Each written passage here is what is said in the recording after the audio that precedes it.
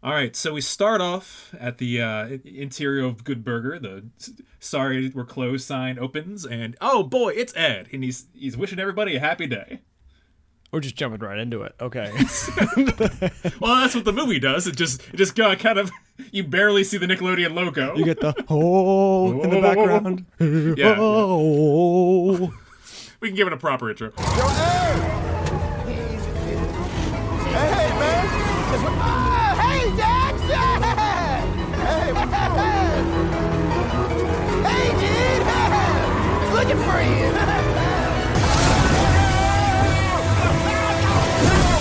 Oh. Hey, Dex. Hey, man.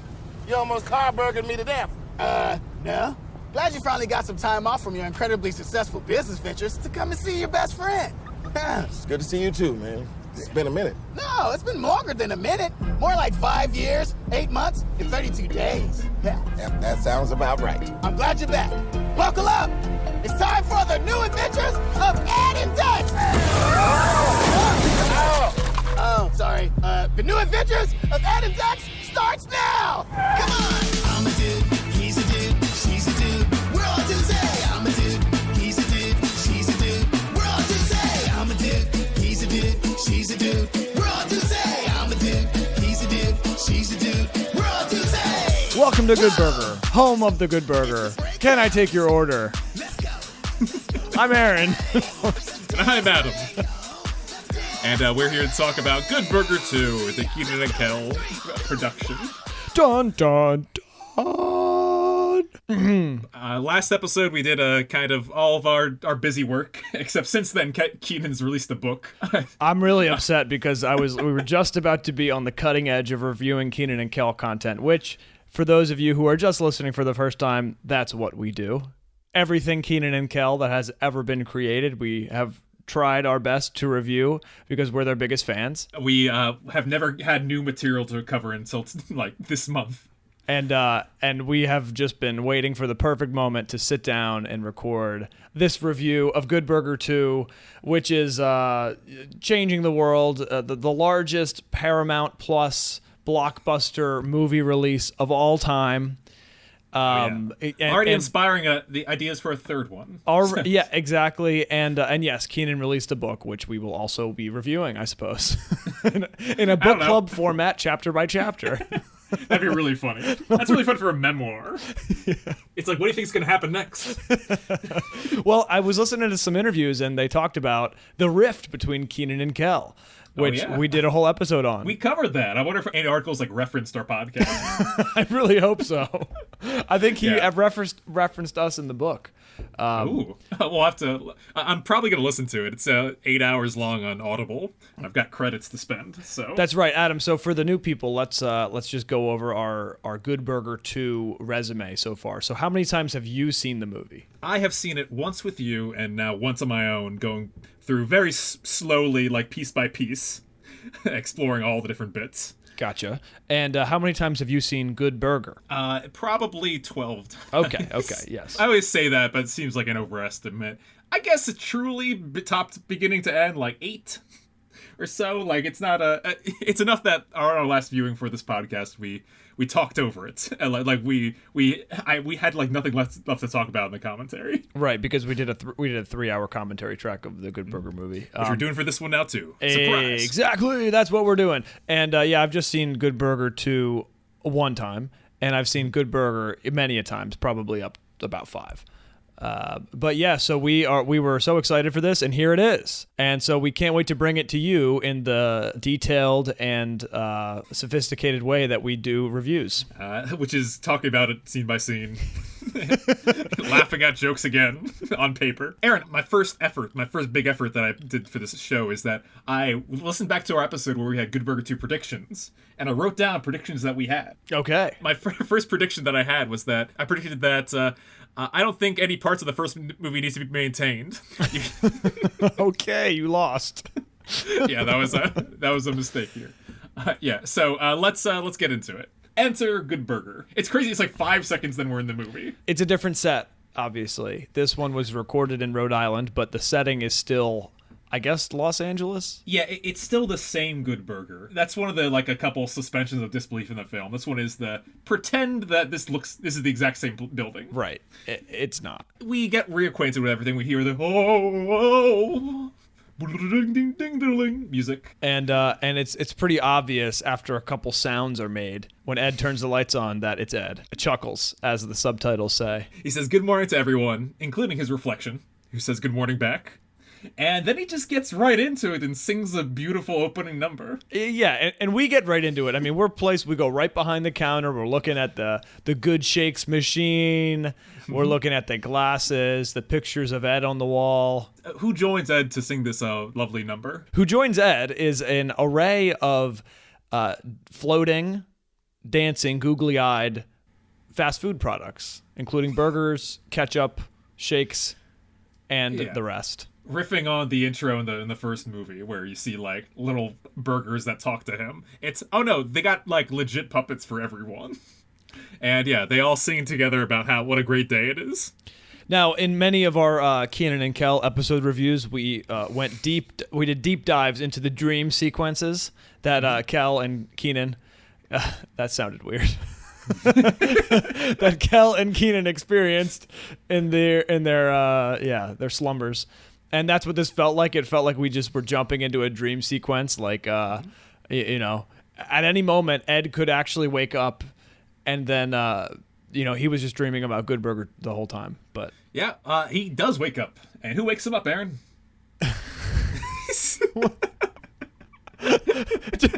None other than Pete Davidson. Yeah, Pete Davidson's there waking up. The king of Staten Island. Yeah, he was sleeping on the counter in the front of Good Burger. And then he says his catchphrase, "Welcome to Good Burger, home of the Good Burger, can't take your order." And we see a stop-motion opening sequence. This is something that I didn't catch. I was laughing. We zoomed past it the first time. They have an orchestral version of the We're All Dudes song playing. In Good Burger? Yeah, in this title screen. Oh. It's like, oh, he's a dude, she's a dude, they're all dudes, it's Good Burger. Or whatever. Oh my God. Yeah, and that opening graphic is so good. It's like a different kind of animation than that was the ones that were already floating around in the dream. So the ones floating in the dream were puppets. The credits reveal that this is actual stop motion that you're seeing. Like, the clay that's being manipulated looks like it moves. It's amazing. I mean, even just the lettuce. Stopping right here, it's like, okay, this movie riffs on the first movie. It takes the formats and some parts it does better, some parts it does worse. Like, up to this point, everything's better. It's the dream sequence is more improved. The building a burger, like, intro is improved with this. The setting itself is improved. Original Good Burger was classic, like old school diner feel. This one just has this nice like red velvety carpet, bright colors, very well lit establishment. I'm glad you mentioned colors because I have a whole color exploration to go across here. Well, do you want to start with Pete Davidson's tie-dye shirt? No, I don't care about his shirts. It's beautiful, I guess. But no, this is about our next character that we're about to see and his color evolution across this film. I've seen too many Breaking Bad YouTube videos when they talk about like the colors used and stuff like that. Our hero is in his office. Our main character here, our CMO, CCO, COO, CFO, founder, president, Dexter Reid. You forgot CEO. Oh man, did I? It's possible that I just didn't hear you. Okay. Yes, Dexter Reid of Reid. What was it called again? Reid Enterprises. It's called Dextream. Dextream, like Industries. Very awesome. And he's clearly rehearsing a pitch. Yeah, he's like arguing with himself as he's going over the things. And you can see all his various inventions depicted in posters around his office. Something about flames, I'm not sure what it is. Maybe it's the exact product that he goes on the show, but he shows off scratch and sniff tattoos. Yeah, that poster is very cool. It's just somebody with like a steak on his tummy. They have guavocados. Yep. And last but not least, glow-in-the-dark chainsaw. Yeah, no, it's so for when you're chainsawing in the dark. Hours of fun in the dark. So, Adam, do you think some other episodes that we've done in the history of this podcast has been an interview of Kevin and Heath, Yeah, the writers of the show. Keenan and Kel, and wrote this movie? I think this is perfectly in line with their sensibilities. That's what you're asking. That's exactly what I'm getting at. Yeah, just like seeing those posters, they're like, okay, let's have just a little special touch. If these posters were references to the posters and like all of that, like I would not be surprised. Right, exactly. Yeah. Yeah. Keenan also has a couple of things on his desk. I wrote down he has $1 million mug. It's $1 million bill. Well, good catch. I was like, how did you grab that? Yeah. Take a quick note, Aaron, of Keenan's outfits. What is he wearing here? How's he dressed? He's got this very colorful plaid shirt. It's like blue, dark blue, white lines, yellow, red, light blue, white, and then he has this vibrant blue blazer. Mm-hmm. Yeah, this kind of dark blue, navy blue blazer on top of this, right? Blazer. Yeah. Blazer. This navy blue blazer on top of this. He's got a very awesome laser. Yeah. But so what product is he showing off? So he is showing off a flame-proof spray of sorts. Yeah, it's called Burn No More. Which sounds like a real Keenan name for a product. Right. And so he is going to, we find out he's going to his house to demonstrate this. Yes. He has a bunch of investors set up in chairs on the front lawn. He said that this technology would have taken 10 years to develop, but here we are, less than 3 months later. Suck it, scientists. So you're already getting the vibe that Dexter's a little in over his head in terms of these grandiose ideas. Let's place yourself in this, right? If you watched the trailers and you were prepared for this, you obviously know that whatever he's about to do is going to fail because he ends up working back at Good Burger, right? Obviously, okay? Mm-hmm. But what I love about it is it's so true to it's so true to Dexter's character. Like, still scheming. It's so true to Keenan and Kel. It's so true to just like his identity. He's like, he's going to come up with a scheme. It's gonna fall flat on his face, and then he's gonna have to pay for it, basically. Yeah, I also think that this is a very cartoonish profession. Dex is an inventor. You know what's funny, Adam? I work with an inventor. Oh yeah. Yes, and he is amazing.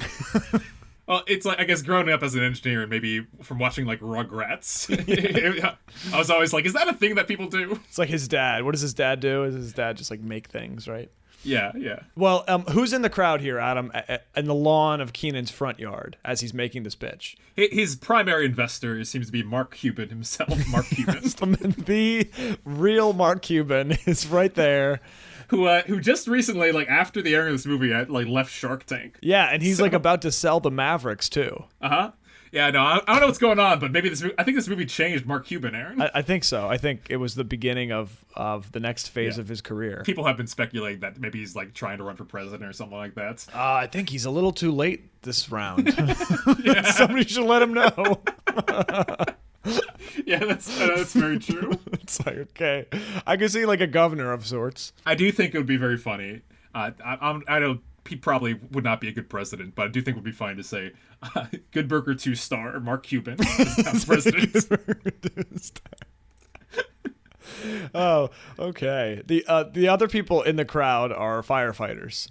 Yeah, there's some firemen that are upset that they're going to be out of business. Dexter is so confident he loads his house up with fireworks, and unfortunately, the fire that he tries to prevent is not prevented, and his house catches ablaze. The fireworks go off, and all chaos ensues. The people who are spraying this probably poison onto the house and is supposed to not ever catch anything on fire.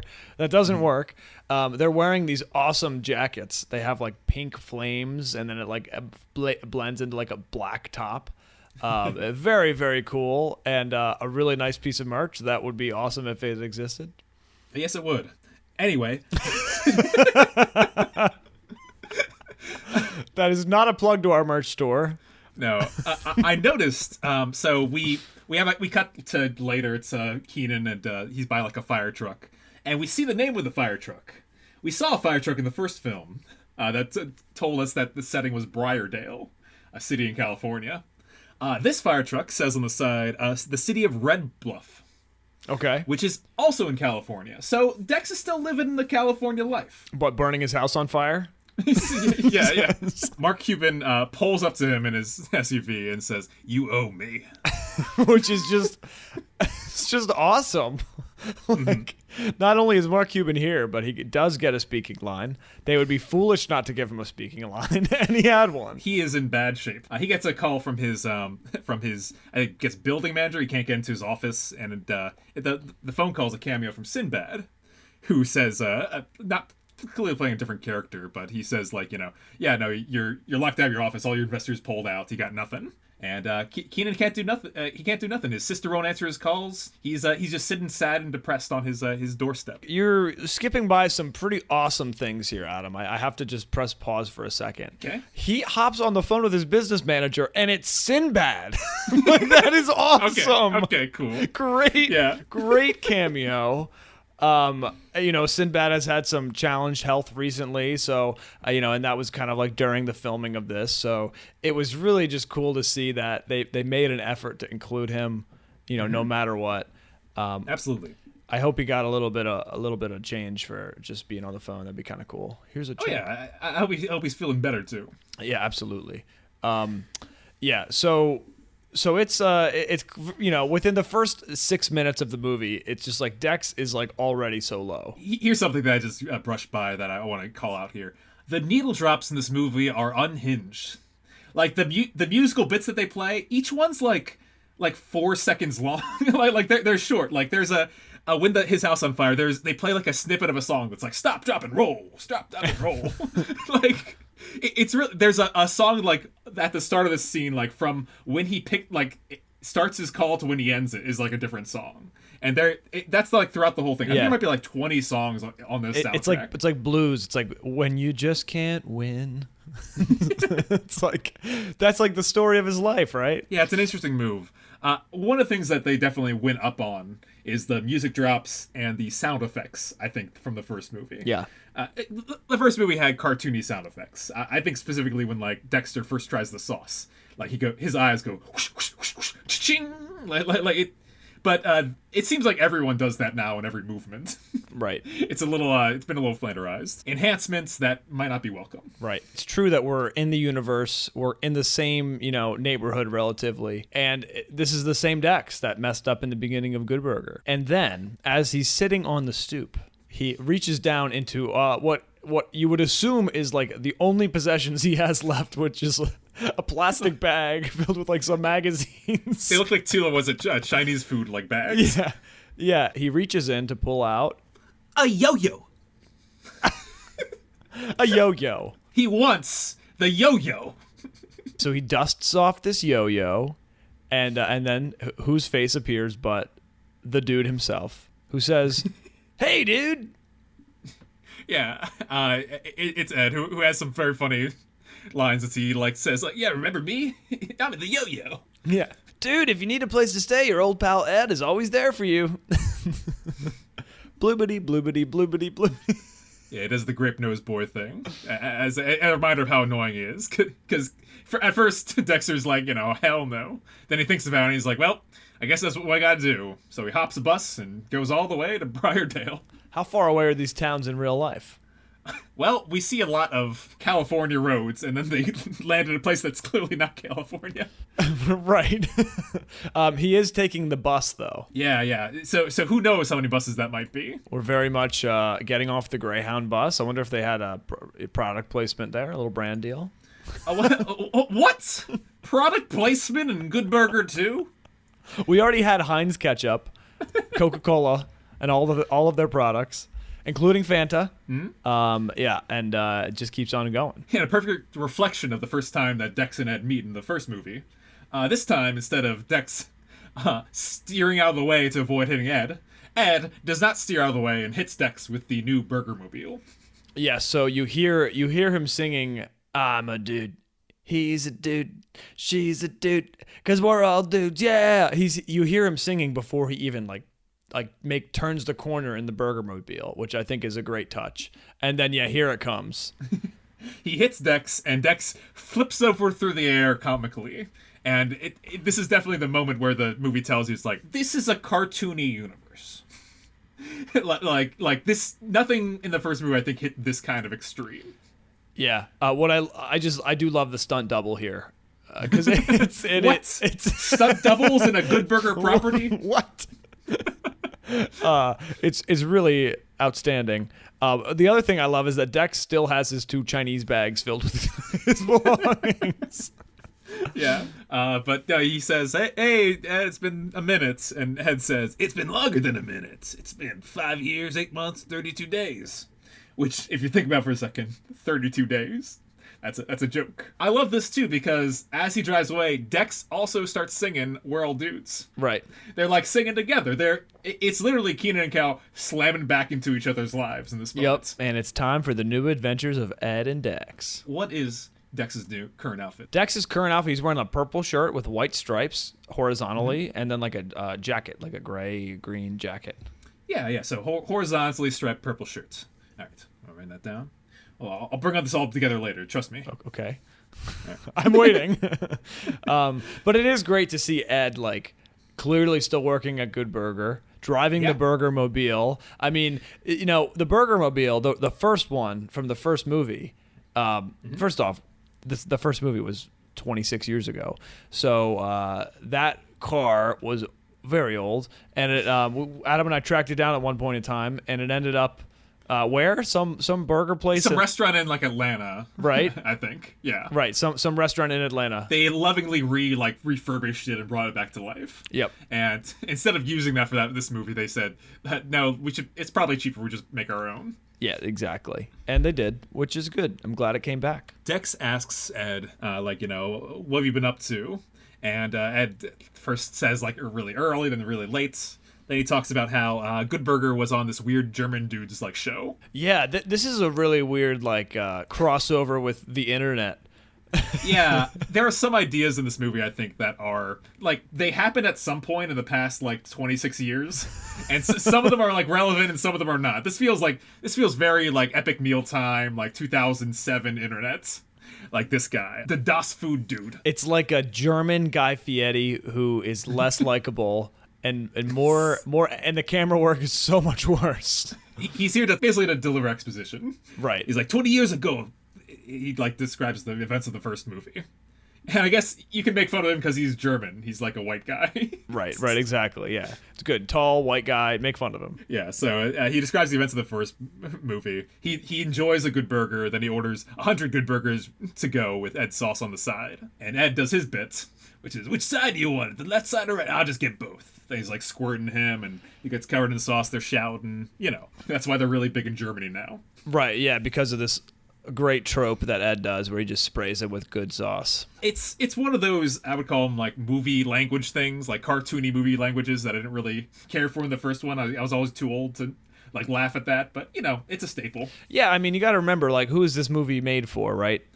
Families and kids, families who know Keenan and Kel, who've seen the first Good Burger, and who are looking for just a nice family movie to watch.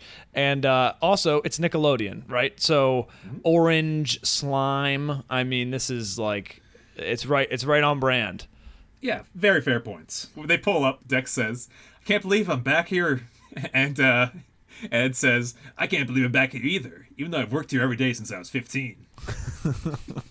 On my second viewing, I appreciate it more, but Ed's lines are really, really written for Ed. Yeah. The pacing of the movie is just different. That they don't hit always the same way. Yeah, I think they, on paper, that line sounds exactly out of the first Good Burger. I mean, it is the line out of the first Good Burger. He's the, I can't remember what my dad looks like either, but at least I get to see him every day. It's the same joke. Right. But yeah, you get what I'm saying. Sorry. Well, they pull up and clearly, it looks like Good Burger got a facelift. Definitely a different building. It's supposed to be the same one. We went over that. And then there's graffiti, not on the building, but kind of when they're pulling up. We're like Good Burger looking out at Ed and Dex, and then there's graffiti that says Ed sauce, burger, Good Burger, graffiti, and it's a nice touch where there's just lots of colors going on in the background. Yeah, nice touch. I will say that about this movie. It is beautiful. Yeah, there's a lot of dour, dark movies that come out now, especially on streaming. There's a lot of straight to streaming sequels and stuff like that have no flavor on them whatsoever. This movie, it pops. It looks great. I think they did a good job cinematographically. Yeah, and especially even just with like the foodstuffs in the background, the different bottles of things and cartons and jugs, and like all of those are colorful in their own way, you know? Ed introduces Dex to the crew as an interpreter, and he's like, no, I'm an entrepreneur. But I suppose in explaining that makes me an interpreter. Good interpreter joke. Yeah. We meet the new cast of Good Burger. Yes, the new employees. That was a prediction of ours, that no one would be returning except for Ed. Yes. And Dex, of Right, course. correct, because that tracked with fast food. There were teens running it the first time around. Now it's teens running it this time. Right. Mostly. So there's the Cook twins, Cindy and Mindy. Who, yep, are twins. Yeah, the joke is they talk in unison. The classic twin joke. There's Ruth, the delivery driver. Who is an ancient. Yeah, she's old. She's the new Abe Vigoda. Yeah, new Otis here. Rest in peace. R.I.P. It's funny. Later we see a bunch of pictures of like old like cast members on the wall, and it's clearly like pictures from the movie. It's like, who took this? Yes, exactly. And then there is Ed's son, whose name is Ed 2. Yeah, so we see him, and he has French fries for eyebrows, and you can just tell like he's almost like mirroring Ed. Yeah, he's the spin image of Ed, which I want to say this is I'll just call it now, bad joke. It's not a joke. It's just there's another person that's making more Ed jokes. That's a little, I guess, maybe more young and spry, but like all his jokes that he says are something that Ed could have said. Well, it's fry brows. That's the joke. Yeah, fry brows. Yeah, it's fry like brows. grape nose boy. Yeah, he's just each one of Ed's children does a different joke with a part of their body and food. And then we meet Mia, who happens to be Dex's niece. Yes, she's working here. And why is she working here, Aaron? Because she needs to make extra money because her mom lost all of her money in one of Dex's horrible plans. Yes. So they have a very good relationship, I would say. This movie doesn't have a romantic subplot like the first film with Dex and instead it's a family story with Dex and Mia. I thought that was a really smart and nice move. Though there is a little bit of romantic tension between Mia and the manager. Well, we'll get to that in a sec. Exactly. That sounds very bad, though. It does sound bad because last time the manager was an unspeakable man. Yeah. So the manager is played by a child too. Yes. Yeah. Okay. After introducing all these people, we have a fun scene of some fatherly bonding of Ed showing Ed 2 how the soda machine works and how you have to put the lid on after you pour the soda in. Yeah. So he tries it with root beer and he goes, what about fruit punch? Like, does it do the same thing? And like it just the soda, goes on top of the lid and gets everywhere. And then he goes, what about orange soda? Prompting a Kel line coming out of Ed, which is I love orange soda. I do. Ooh. Yeah, exactly. And now listen, when I saw it, when I heard that, I was so happy. I was so happy because that's not a Good Burger line. That is a Keenan and Kel line that has transcended culture. It has entered the zeitgeist. Oh yeah. So, I do think that this is like the exact reason why I don't like Ed 2. Because he like steps on it. He steals some of this thunder. They should have known better to let Kel say the whole thing. Yeah, because Ed 2 stops it abruptly. Again, it's Ed again. I think they could have put a different joke in there. What if Ed's son looks exactly like Ed, except he behaves totally different? He's like actually the responsible one. Yeah. That would be funny. He's like a computer genius, and he's really upset that he's being forced to work in like fast food. Yeah, I guess the joke is like, here's Ed, who produces more people that are just like him, who work at Good Burger, who will do the same, It's almost like having an apprentice. There's like a couple of young cast members who are all that crew, right? Actually, I looked it up. They are not. They are just other young actors. Okay. And one of our predictions was that this might be a passing of the torch movie. We don't think it's going to be like that. I think I said specifically, I think it's going to be like Top Gun Maverick, where it's like the main guy is still there and there's some new like young folk around him. And that's the case. That's definitely true. We are not passing the torch. This is Keenan and Kel, and it will be for the next one. Keenan has a fun like meeting with Mia in the booth. and they talk about the situation with money. And we get another fun cameo as someone ordering at Good Burger. Yes, it is a fan favorite and an all-time classic. Yeah, Lori Beth Denberg returns as Connie Muldoon. So she did this character in this bits in the original, all that, sketch on the show. Yes. As well as in the last movie. And she's back doing it again. It's very funny because in all those occurrences, she seems to be a character that's the same age. Which is like a 40-something-year-old troubled mother that has lengthy requests for food. so that's, but it's funny that she's been playing that same character for 30 years, that same age. Yeah, but every time it's a little bit enhanced, and so this time we really zoom in on her mouth as she's placing the order, and then we go over to Ed, and he is lost. Yeah, despite this long order, he just goes into the microphone. 1 double Good Burger. And then he tries to account for her whole order and says that's $7,244. He just presses random buttons on the calculator. Yeah. So she gets upset, leaves in a huff, and grabs a handful of salt as she goes. Yeah, little salt packets. Yep. Fun note there. She still got it. In this conversation with Mia, Dex is still scheming. He says, I burned a lot of bridges. I burned a lot of things too. She accuses him of not understanding business. And he, in classic Keenan explaining real estate, lists off, there's diversification, acquisitions, dividends, equity mergers. This is a real corporate Keenan moment. Yeah. Buy, sells, stock things. He's like, I'm gonna get startup money, gonna take that downtown. So we basically leave there where Mia is still upset at Uncle Dex, who is now she has to put up with more often. Oh yeah. So we go to 2420. No idea what streets is the house that Ed lives on, and in his front lawn there are 7 lawn gnomes surrounding a burger. I love it, to be honest.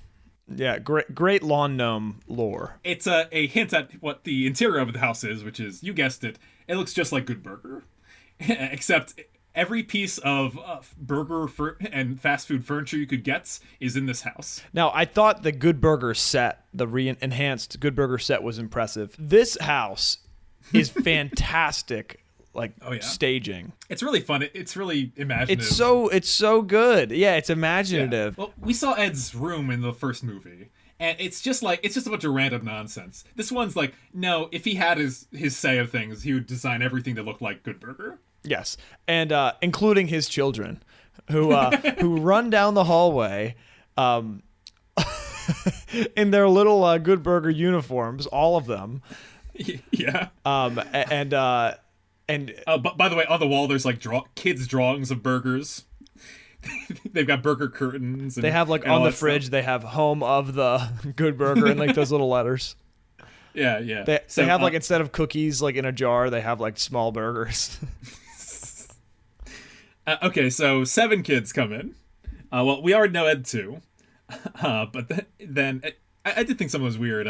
Keenan says, since I last saw you, you've had a bunch of kids, but some of these kids look older than 6. Right. Yeah.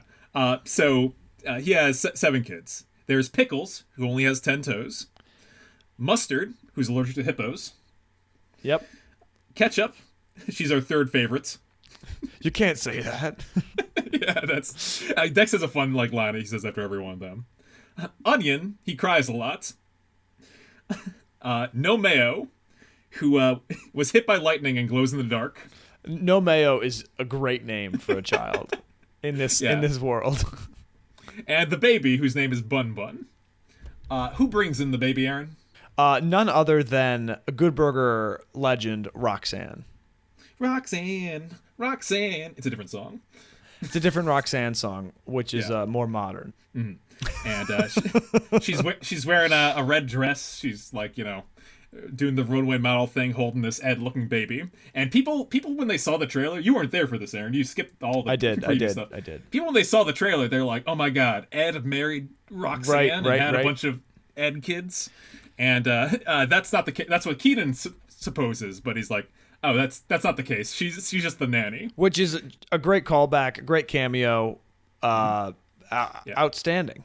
She has a very good follow-up joke, which is that as a nun I can never be married.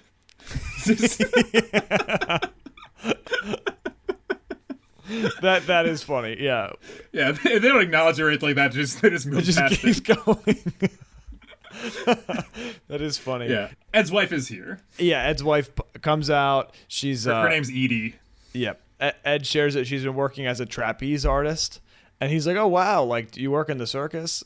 And she's like, "No, I paint pictures of trapeze." Okay, just good joke. Yeah, I like good. it. Comically missing the point. A little Yeah, bit. yeah. Literal comedy. I don't know all the terms. Wordplay is what I'd call that.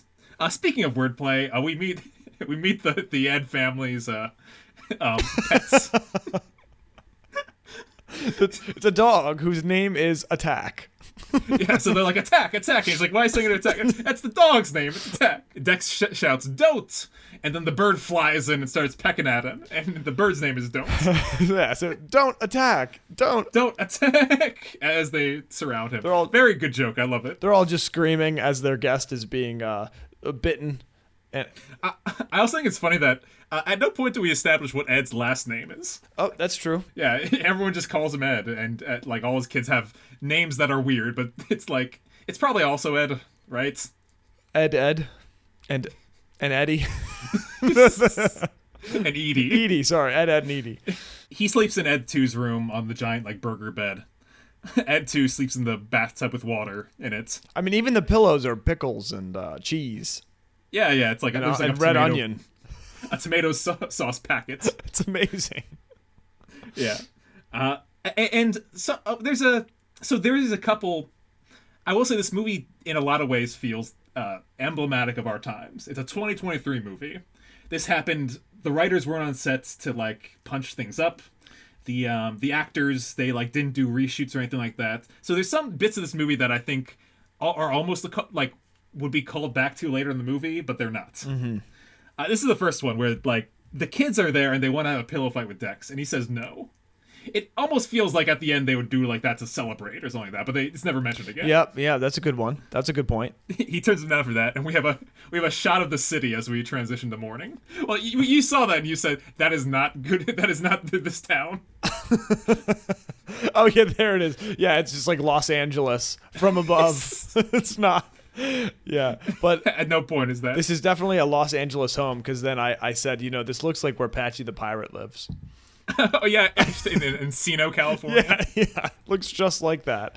Very cute homes that are probably very, very expensive. Dex is at the bathroom sink getting ready, and Ed shows off his bacon lips pancakes to him, which I think is very funny because Ed it's been established he dreams about a good burger. He dreams about like puppeting like food, like talking to him and stuff like that. So of course in the morning he makes like the image of his dreams. I like how there's a picture of like a really sensual burger in the bathroom. It's like the cheese is all dripping off. It's like dramatic. But yeah, Ed is he literally creates his dreams. That's what Ed does.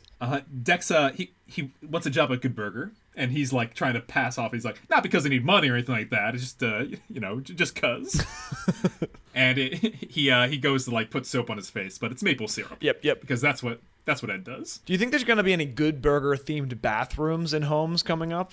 Oh, I don't know. I hope it replaces some of these dumb sink ideas, and it looks like the interior of a Good Burger. Dumb sink ideas. Your feed must be corrupted. Buying a house, I saw all kinds of sinks. There's a popular design out there for a modern sink that's like it's only like sink basin. There's no like counter. Right. And to me, I'm like that's really stupid. Where does my stuff go? Yeah. What about the stuff? The sink doesn't need to be this large. It's like the minimalist documentary. I've seen like people responding to that, and they're like, okay, yes, but where's all the stuff? What about your stuff? Yeah. Where is my stuff? Where does it go? Like, where's this golf ball that's on my desk gonna go? Like, what about these keys that I have, open things that I no longer own? Yeah, my assorted notepads that surround me. Yeah, come on. Yeah. But yeah, and Ed's like, yeah, I'll put in a good word to Mr. Jensen, our manager. The next scene's in Mr. Jensen's office. There is a food grade rating on the wall next to all these pictures of old cast members. Yep, they're the old crew. If you notice, one of the pictures is when they discovered Ed's sauce, like everyone's like around the table, and someone has been photoshopped out of it. Oh boy. Yep. We'll leave it at that. The food grade rating for Good Burger is an A, which is surprising. I will circle back to that in a minute. Yes, I think I know what you're referring to. Ed, like does this scene with Dex where he's like, all right, I'll pretend to be Mr. Jensen, and you be you. It's like he's trying to help him interview. Yeah. Dude, what a low blow to Dex's like confidence. It's like, listen, I actually don't think you're gonna get this job the way you are now. You need to practice. He's like, so nice to meet you, Tex. And he's like, you know my name is Dex. You know what my name is. He's like, oh, hang on, I'm getting a phone call. What? My wife? She's having a baby right now? Yeah. It's so dramatic. Yeah. So he does that whole bit, and then a little boy on the bicycle pulls up. I keep saying boy and child. He's like a teenager. Like comes in. He's wearing the classic Good Burger manager outfit with like the tie. Yep. Little step up. Yeah, he's a big step up. He like rode his bike in. When he meets Dex, he's like, "Oh, you're hired like right away." Anyone that the owner Ed says is good is like good in my book. Right. Now, if you'll excuse me, I have to call my mom and tell her I made it work okay.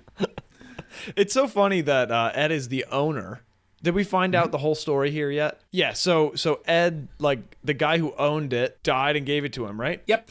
Specifically, he said in a way that I thought he was almost referring to like Dan Schneider.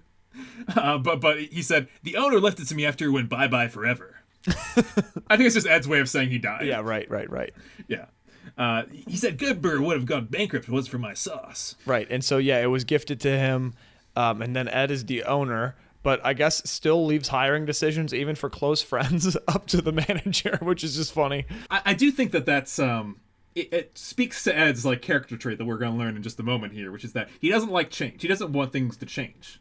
He loves working behind the desk, and behind the desk. He loves working at the counter and giving orders, and he never wanted to change that. So I think it makes sense. Even if he owns it, he would still hire a manager to like do all the dumb paperwork. He doesn't want to do that. He doesn't want to learn how to do that. Right, exactly, and that makes sense. He loves taking orders poorly, and that's his thing. That's like all he needs. I also think it's funny that is a staple of the manager. They have to be talking about their mother. Right. That's a classic Kevin and Heath. That's Chris. That's Kevin and Heath. Yeah. That's all across the board in Nickelodeon shows. So then there's this great moment where like Dex is putting his shoes on. He's getting ready for the day. Talking about how Ed's owning the place now. It's been all these years. Aaron, tell me about Dex's outfit. It's good. He's wearing the Good Burger outfit with some white. What does the Good Burger outfit look like? Okay, it's got white and blue, light blue pinstripes. Kind of thicker pinstripes than usual. Than like the typical shirt, like the one I'm wearing. You know, thin. It's like a thicker white and blue pinstripes with white pants. Pinstripes. And white Nikes. Yeah, he wears white Nikes throughout the whole film, I noticed. Yeah, definitely. I'm sure you noticed all the colors. Did you notice the colors of the fire extinguishers in the background, Adam? Huh? Red and white. Okay. Well done. Speaking of the background, Dex wants to talk to Ed in private, so he pulls him to the freezer. And in there, we see all kinds of like products that they have, like fast food, like frozen products. They have wee fries. Yeah, because French fries. Get it? See, wee. Yeah. Booney's Wieners. I don't know what that is. Or Blake's Buns. But the flat top smash patties. The lettuce is called lettuce leaf. Yep. That's good. Good names. Yeah. And there is a box of ice cream products from Obese Brothers Farms. Oh yes, the great yes. truck from the first movie. From the first movie, yes, and that's the name of the ice cream in the episode. Oh God, my brain! I'm reaching back so far. Twizzles. Oh Fizzles. my gosh! Well done. Yeah, no. So great. Twizzles. That's an Easter egg for all you hardcore listeners. So when you watch this movie later with your family, you can point that out or ring a bell, whatever your system is. And they'll think you have no life. Kidding. I'm kidding. Dex says to Ed, let's talk. And Ed says, I love to talk. I've been talking since I was 8. Which, in the first film, Ed mentions that his first words at the age of 6 were tweezers. So from this, we can infer that, well, even though he was saying his first words, he wasn't talking. Until he only said tweezers for 2 years. You know, these are the things that we go back and like would ask like Kevin and Heath about, and they would say like, "What are you talking about?"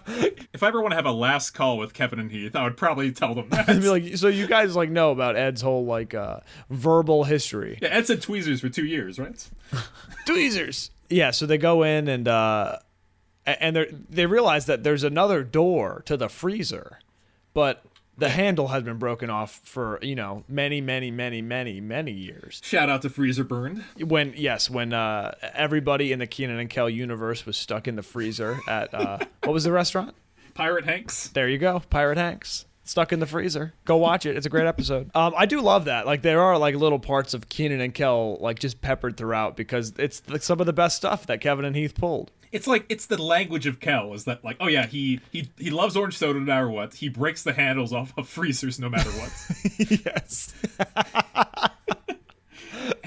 Oh, it's so good. Inside the freezer, in the freezer, When they open this door that's been closed for like several decades. is none other than their classmates, Philip, from Poem Sweet Poem. Josh Server. It's Josh Server reprising his role as Fizz.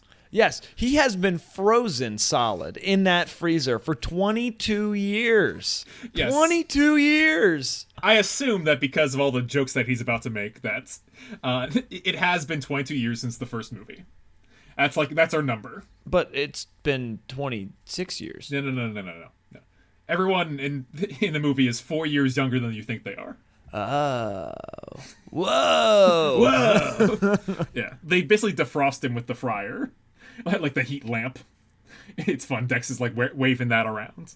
But yeah, again, this is a very cartoony universe now. I missed baseball practice in high school and college. Yeah, I am terrified by this. Actually, this is like my childhood biggest fear.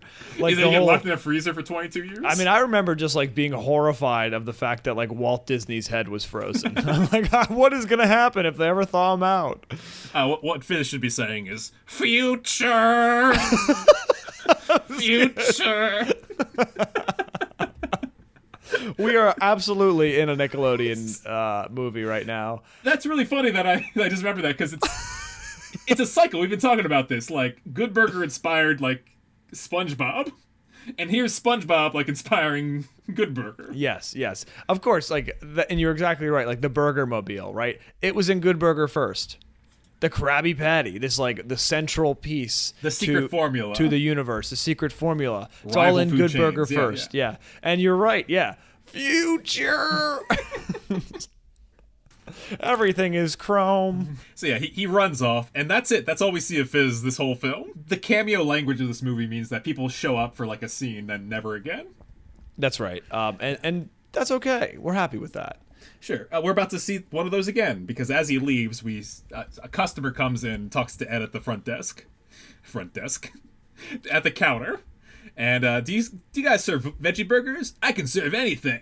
And then he gets out a tennis racket and starts like knocking things at her. Now, is she a famous person? She is framed like a famous person, isn't she? Yes, indeed she is. Yeah, I think she's one of the many cameos in this movie. I couldn't point her out specifically. Yes, she is framed like a famous person, but we can't identify her. I like that they do this every now and then. They did this in the first movie too, just to remind you of like what's the premise behind Good Burger. It's teens like or guys that act like teens getting fast food orders wrong. Yeah, like that's the joke. He's like, you want pickleball? And he's like hits pickles at her. 4. That's the bits. Why is Good Burger so valuable? If this guy has been doing this for 20 years. Well, that's kind of the right. It's interesting because it seems like at this point Ed has a lot of money, which is why Dex has started to think about like even asking him for some money. Like there's already been clues of that. But then later on, it's like how much money does he actually have? How valuable is Good Burger is a pretty good question. And it's kind of a central driver of the next like rest of the movie. Valuable enough that like lawyers are trying to sell it and franchise it, and it's beloved around the world. It's beloved in Germany and all over the place, even though it's only one location. Right, and the service is horrible. Yeah, the service is awful. And it's just Ed who is the bad service. We see 3 transactions in this, like so far in this movie, and all of them hates it. All of them are mad at. They leave disappointed and upset. Why? How does this work? It makes you think that, like, you know, but there's also a lot of people eating in the restaurant at like right after he basically drives this customer out of the building, and so it makes you think like maybe this is just a local spot. It's like, you know how you go to those like Italian places and they're just mean to you? It's like, maybe that's this. This is like this is the version. It's like the first time you show up, he's going to get your order wrong. After that, at the other counter, there's Cecil. Cecil McNeville. Oh, no, I'm sorry. Cecil McNevin, not McNeville. Why would I say evil? Why would you say that? Yeah. And he's a very well-dressed man with some lines in his hair. Mm-hmm. And he basically wants horizontal lines in his hair. Horizontal. Yeah. And he basically wants to have a private conversation with Ed, to which Ed then kicks everybody, tells everybody to get out of the restaurant because this guy wants to talk to him. Again, why is this property valuable? I know the sauce is good, but like, come on. No, he apologizes to all. He tells the people they don't have to leave, and then they get in the booth. Dex basically snoops on this conversation, steals a squirt bottle from Mia, and starts cleaning. Who's the guy's burger that he cleans? Rob Gronkowski's burger. Yeah, he cleans Rob Gronkowski's burger. Who terrible acting from Rob Gronkowski. Oh my god. This is one of the unfortunately one of the greatest receivers. Well, he's more of a tight end in in NFL history. Who lives in the New England area, which is where this was filmed. So. Yeah, no, he does a bad job here, but. No, Rob, listen. I actually don't like you either, so I'm glad you did a horrible job. Go Birds. That's all I have to say about that. I was about to defend Rob Gronkowski if he's listening to this. I don't like you, and neither does Adam, apparently. Maybe next time, Rob. Yeah, Rob. Basically, Cecil he says that they've increased the offer, meaning this is not the first time they've talked to him about buying it. And yeah, it just seems like they want to buy Good Burger for a lot of money. He says there's a lot of O's there. He's like, no, those aren't O's, those are zeros. And Dex is all like doing the Keenan face. And then he says it's not for sale. And just the scene keeps going of Keenan just like spraying Rob Gronkowski in the face, which is enjoyable. And the next scene, he is unclogging the strawberry jacuzzi with the same plunger that he uses to unclog the toilets. Which this is really like unsettling. Yeah, there's a couple more. What's the fancy word for it? Cringy? No, that's not it. Yes, that. But scatological jokes in this movie. That is not the word I was gonna say. Yeah, there's more poo-poo humor in this one than there was in the first one, and I always hate it when a franchise does that or goes that way. It's like, oh, it's for the kids. What do kids like? And the first one didn't have that. You didn't need to get that lowbrow. Maybe it's no more crazy than when Ed was actually in the strawberry jacuzzi. Right. You know, like it's probably not as wacky as that, but it's just, you know what I'm saying. But then it's when he's unclogging the strawberry shake machine that he tells Dex, this guy wants me to open Good Burgers all around the world. He's like, I'm happy with the way things are. I've got more money than I could ever dream of. And this is the phrase that makes Dex go like, oh, like start salivating. Right, not even thinking about what Ed dreams about, which is, as we know, floating food with eyeballs. But they're interrupted because Mia delivers an order that, like, you'll never guess who just ordered. Ed guesses Stefan Lopian, the former Prime Minister of Sweden. It's just so random. Yeah. Ed 2 is like, Chewbacca? Shakespeare? Man, Shakespeare, he's been dead for 400 years. And how'd he make the order? Yeah, that wasn't a good one. It's like, save him for Kel to make. Yeah, right. But the person that made the order was Luna Fox. Are you familiar with the work of Luna Fox? That's funny, Adam, because I was about to say, Adam, tell me about Luna Fox. To answer your question, I am not. Aaron, Luna Fox is a fictional famous person. She's not a real famous person. Oh. I don't know if you realize this, but I think both of us in this movie is like, oh yes, this is some artist that the kids like. Oh. You know, in one of the interviews, they were like, how cool was it meeting Shaquille O'Neal in the first movie? And they're like, well, we actually had met him before, but it was amazing. We were driving through like the Lakers stadium, and it was the coolest thing ever. And I was thinking about what's about to happen here, which is they meet this other. I thought she was famous. Yeah, no, her name is Nicole Byer. She made she's the host of like a Netflix comedy series. She received 2 Primetime Emmys. Like she's famous for stuff, but like she's not a musical artist. Like this is fictional for the film. So they couldn't get like a good like person to fill this cameo role. They had to make one up. Right. Which kind of sucks. Yeah, she's the is it cake person? Yeah, I think that's her. Yeah. Oh. I mean, or maybe she was just on it once. I think she might have hosted it. I don't know. She's a voice actor in the new Rugrats. I didn't know there was a new Rugrats. Oh, don't look into it. I do wish that there was a little bit of a better cameo. Mm-hmm. Like even if it was like Rob Gronkowski as the cameo, like there's so many cameos like sports in this, hero, you know, this movie, right? You know, yeah, a sports hero of sorts. It's weird too because Shaq does anything. Shaq will do anything for you. He's in all kinds of commercials. Right. Why wasn't he able to do this? Well, and this is where I do think like the timeline kind of like crunched a couple parts of it, right? I think you know, it was pretty evident that in the middle of the movie, which is what we're getting into, there were some flat moments that the plot just kind of drags along. This is around where when the lawyer plot kicks in is kind of where it starts to slow down. Right, exactly. Yeah. Because like he's like a scheming lawyer, and there's only so many like interesting aspects of his character that can like exist at the same time. Yeah, we've seen it before. It's old news to us. Yeah, right. Ruth is like on the way out the door with the order for Luna Fox, and then basically everybody goes with her. Yeah, and she drives really slow. There's a giant like line of cars behind her, and she's like, "Is that a giant lollipop?" And it's like, "That's a stop sign." She pulls out binoculars as she's driving, and Ed, well, she's too old to work the register. Again with all the songs. Because Luna Fox is singing, the car drives onto stage. And then Keenan and Kel like have a slow motion walk sequence like reminiscent of Chariots of Fire as they like coolly walk up to her, and a song called Little Green Bag like plays. Like for once again like just a couple seconds. Yeah. Okay. So this is insane. Okay, the car drives onto the stage. Like, how did it get there?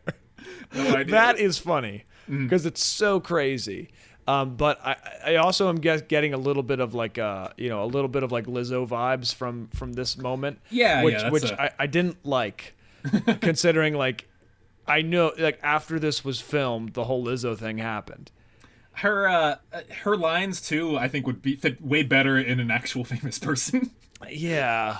Again, I feel like Shaquille O'Neal would say the exact same stuff. Like, I would have loved to see Shaquille O'Neal on stage here. Yeah. Just, he inexplicably is like now like an artist. No, he's a DJ. Like, actually, right? So, like, how cool would it have been if he was just doing a show this time? It's Shaq as a DJ. Like, that would have been so awesome. And it probably would have got more people to watch it, too. But Dex, as a good uncle, gets Mia a picture with Luna Fox, like in mid-concert, which she really enjoys. So that was nice.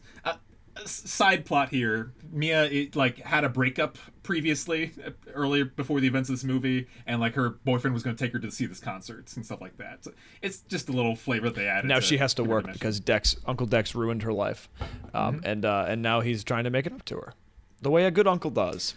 Speaking of making it back to her and doing fun activities, what is the Good Burger crew planning right now? The Good Burger is planning a night out. Yeah, they're going to Fantasy Island, which sounds a little bit like like if we're thinking about Good Burger and how this movie tracks. Yeah, exactly. Castle, it's like the place to go on a date, except this time it's a little less romantic and a little bit more about just like the whole crew going out and having fun.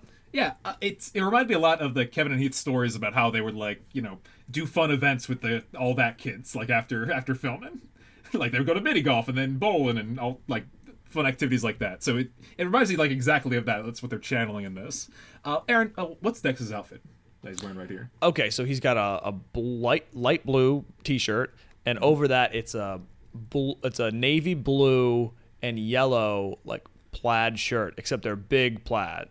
Yeah. They're big leg lines. So what have you noticed so far when it comes to outfits? A lot of blue, yellow, and plaid. That's right, blue, yellow, plaid. Yep. We'll talk later. Whereas Mr. Jensen is wearing a very pastel, like a shirt that I have seen people wear. Actually. Yeah. He dresses like Chris. Let's just get out in the open and say it. Yeah, he dresses like a young Chris, which I like.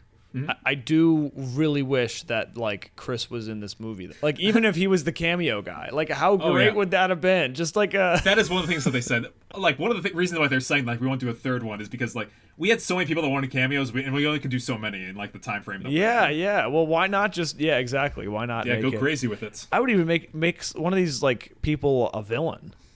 You know, like sure. Add them in different like act whatever. Okay.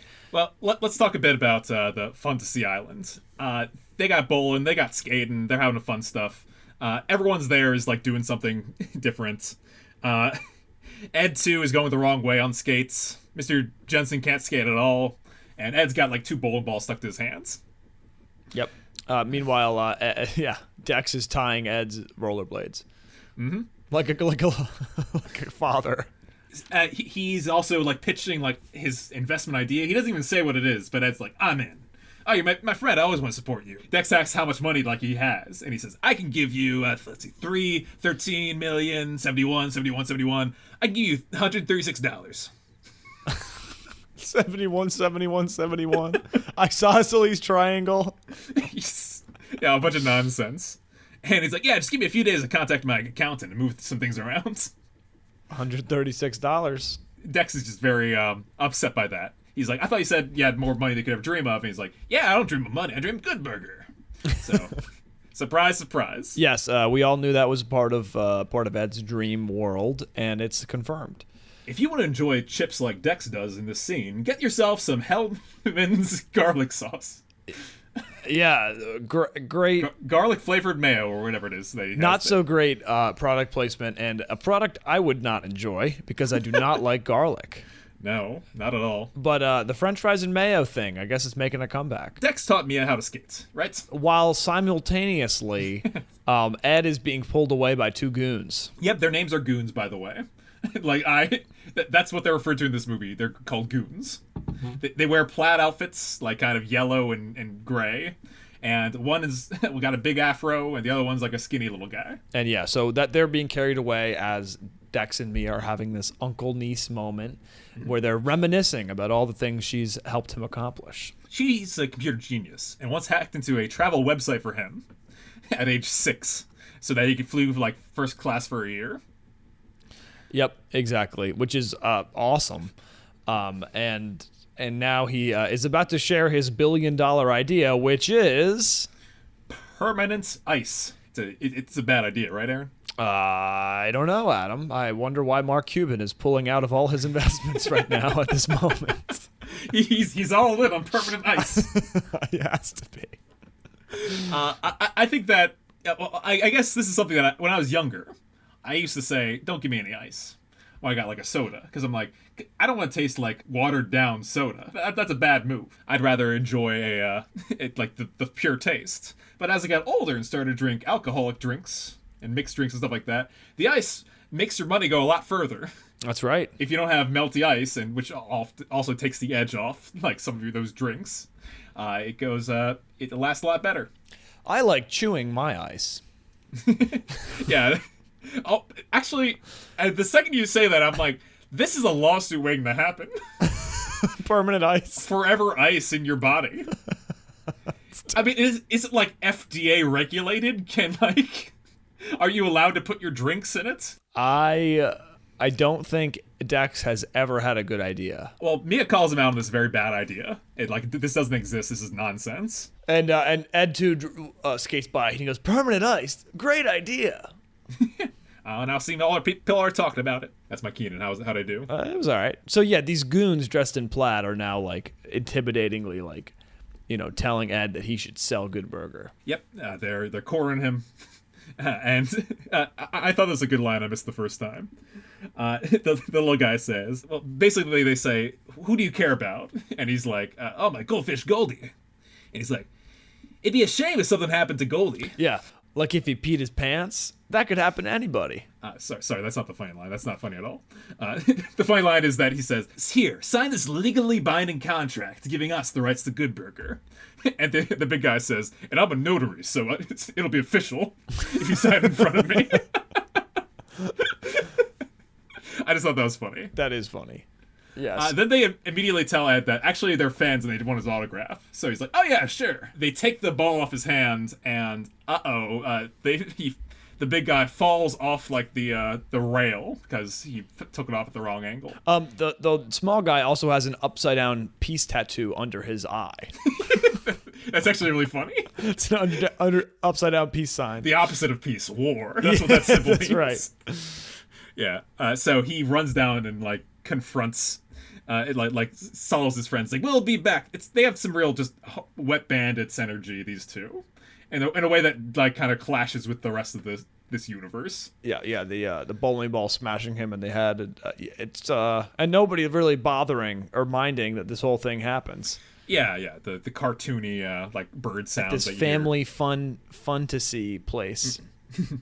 Fun to see islands. Fun to see island. So the twins are doing some makeup on Ruth. They're turning her into a robot. This will be relevant later in several ways. This is a very Gen Z thing. Yeah. So they have like a makeup like vlog or what have you. That's very modern Gen Z stuff, right? This next joke feels 10 years old, which is Ed comes in, he's like, I bought a new grill. Then he puts like grills in his mouth.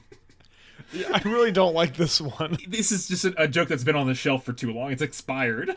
Like no one do kids even know what grills are anymore? I don't know. I don't know. I think people still have grills. I love how in the first movie Kurt pulls up in his car and picks up Ed. Yes. To do some scheming. Yeah. So it's a kind of referencey stuff. In short, Cecil takes him to his house. He shows off his 6 kitchens, 3 backyards, 32.5 bedrooms, indoor pool, outdoor pool, the llama farm, all this stuff. And he tells Dex, like, I was like you once, but I got more breaks. He explains that you could become a partner with me and make a corp if you convince Ed to sign this contract. It's really good. People will get raises. We want them to franchise, and it's good for everybody. Win-win-win. And meanwhile, like, Dex is still just like in his Good Burger uniform at this like, really fancy house, and just clearly doesn't see the fact that they're trying to take advantage of Ed. This is kind of Dex's fault. It's like when he sees money, all of his judgment goes out the window. And then there's a song about being a billionaire playing. Yep, for like another 2 minutes. Yep, so we go, after that, we go to one of our favorite spots. From the first movie, the top of Good Burger. They got the lawn chairs out. They got the steam vent coming out there. It's the sky maybe wasn't as clear in LA, and the trees weren't all out. But it's the top of Good Burger. Who cares? We're having fun. Yeah, and it was so great to see this come back. Just like, these little kind of like explicit and implicit parts of our favorite movie just kind of like weaving their way back in. This is where they have heart-to-hearts. It's where they look out at the sky and the skyline and dream about their life and how nice it is to be friends. I think this might be my favorite scene of the whole movie. Yeah. Because it's aggressively nostalgic in a fun way. And the way it ends, so basically Ed passes a picture over to Dex. And he's like, oh, come up here and look at this picture of us. Remember the fun times. Like the time we played paintball. It's a picture of them like covered in paintball. Yeah, they're covered in paint. And then like Dex is trying to like talk to him about this, and he's like, he agrees. And then he starts talking more nonsense. He's like, get those grills out of your mouth. He's like, no, I just like to talk silly sometimes. and then Dex also starts talking silly, and they're just like chatting silly to each other. And it ends with like Kel saying like, oh man, I miss you so much. Yeah, Dex says that Ed's his best friend, kind of his only friend. Specifically, he says, oh dude, I'm glad you're back. Yeah. Which feels really, that's Kel talking to Keenan through the characters. Yeah, and then, but then he starts to just go right into business. which is a little bit sad. It always makes me sad when it's like that's the extent of the friendship. You can see the wheels still spinning. That Dex isn't making Ed sign a contract again, but he basically is. It's the same plot as the first movie. He's forcing him to sign a contract that he is not in his best interest. Yeah, he's like, and he's telling him like it's all gonna be cool. Everything is gonna be fine. You're gonna just open up Good Burgers. You're gonna make more money.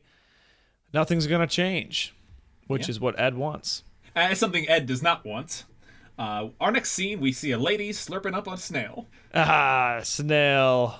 You had an encounter with a slug earlier this week, didn't you? I did. Should I tell my slug story? Go for it. So we're at our sister's wedding, who got married this past weekend, and I go up to give the grace after the cocktail hour. I say the grace, and then I got a good laugh and a nice little sentimental moment. I come back, sit on my chair, I cross my legs basically, and I feel something in my pant leg, so I reach in and I'm just like, what is this? It's like slimy, it's like wet. I'm like, oh my god, like what happened? And I reach out and I pull out a slug. There's a slug in my pants. I don't know how it got there. You must have picked it up outside, like when we were out there for a second. I was out there for a little bit, like sitting on a bench, and it must have just crawled up my leg. And so I had this slug, and I waited for all these toasts to be done, and then I like went around and started showing everybody. I'm like, look at this slug. Yeah, you showed Rachel on her wedding day. I ran up. I'm like, guess what I found? She's like, what? A slug in my pants. She's like, no way.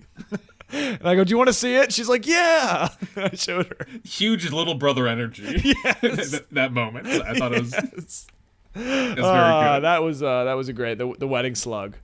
Yeah, the wedding slug. A great moment. It really made the whole night memorable because it needed a slug encounter. They go to a fancy restaurant here, where they have a lunch with Cecil. Oh, okay. So I'll say what they're wearing. Kel's wearing his Good Burger uniform, except with a tie.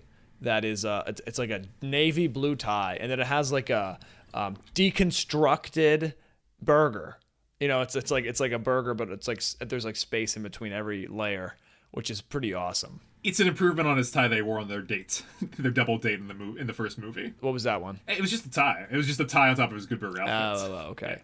And then Dex is wearing a red shirt with the blue like jacket thing. Red shirt, blue jacket. Yeah, okay. Now I'm taking notes here. and they approach Cecil. We also meet what my second favorite character of the whole movie. Matt Friend plays a serious waiter. I don't know Matt Friend. I don't know him either, but that's his name. Okay. He's a stand-up comedian. Oh, okay. First thing they do is look at the menu, and he's like, it's some weird alien language. It's upside down. So he stands himself upside down to read it. Yeah, he does a headstand on the chair. Yeah, it's good. And then he's in a fancy restaurant, and he's messing up everything. It's fun. So he agrees to the contract and signs it with Cecil. The waiter comes up and like takes their order. Dex says, "I'll have the most expensive thing on the menu." To which the waiter says, "Classy." It's a great line. It's good. It's a great line. Yeah. And Ed orders a burger. He says super salad, and Ed has a long, not really funny bit about, like, this is an old joke.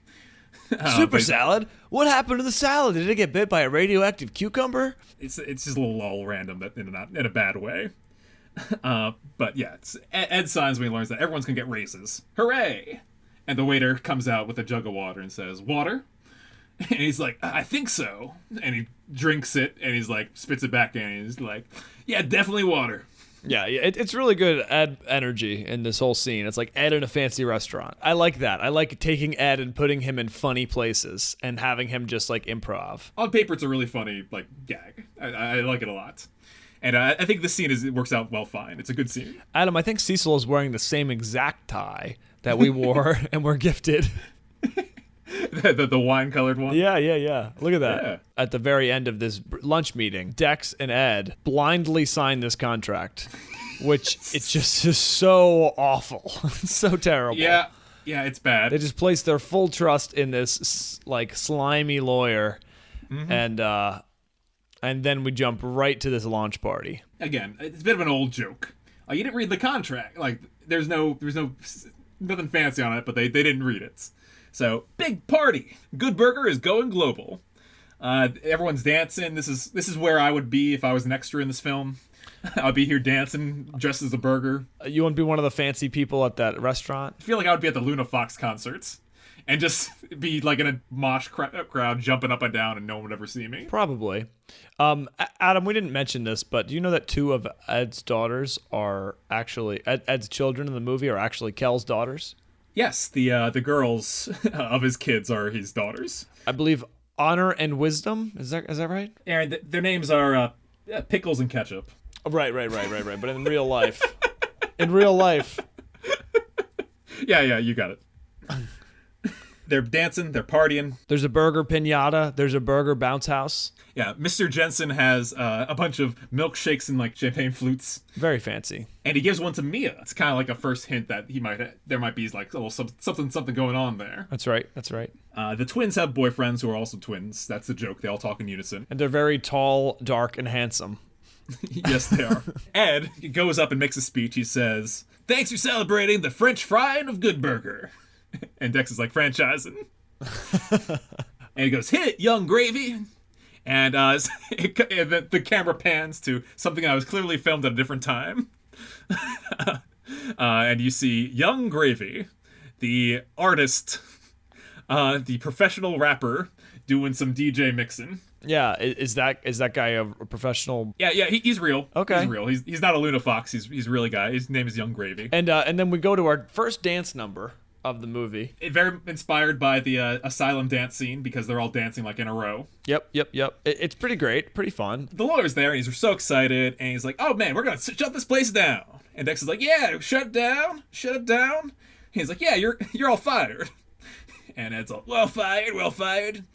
But yeah, the henchmen are there suddenly, and Cecil breaks the news that you didn't read the contract. You just got hustled by a real hustler, playboy. Yeah, bad line. Yeah, so basically they're not getting raises. They're closing down this place, and they're opening up a giant, like, global Good Burger franchise. It's bad news for Ed. Yeah, they basically are just taking all the ideas and the wisdom and and leaving all these people out in the dust because that's what big corporations do to small businesses. We should get into that big time in the corporate part of the second part 2. Oh, don't worry, Adam. We will, and we will talk all about how the product placements are slaps in the face to the actual heart of the film.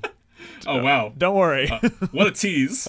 Yeah. So basically, they have signed away Good Burger. Unfortunately, there's another like weird pan cut to Ed's wife and 6 kids who the other ones like don't have any other lines or anything to say or do with the rest of this movie. This is like, I think the last time we see them. Yeah. It felt like there was just some missing energy there. We wrapped filming too soon. Yeah. Like there should have been a pillow fight. I think that would have resolved a lot of things. Or a food fight. Oh yeah. Another unresolved like plot point here is that Ed like says to Dex, "You can have this photo back. It doesn't give me happiness anymore." Again, just like never mentioned again after this. So, but we'll talk about that as Dex decrees, "This is not my fault." At the end of the first part of our Good Burger 2 review. We hope you got a little something out of this, people. We hope you enjoyed going through this new content with us. Mm-hmm. And if you're new, we hope you made it to this point. Because why not go in depth to your new favorite movie, Good Burger 2? Yes. Please join us for next part 2, where we kick off all the things that we hinted at and dragged you along for. Hee. Haha. And trust me, there will be some parts that we can skip over mightily and speedily because we'll have the next part's going to be 20 minutes. We'll have plenty of room to talk about all the good stuff happening. Until next time, everybody. To be continued.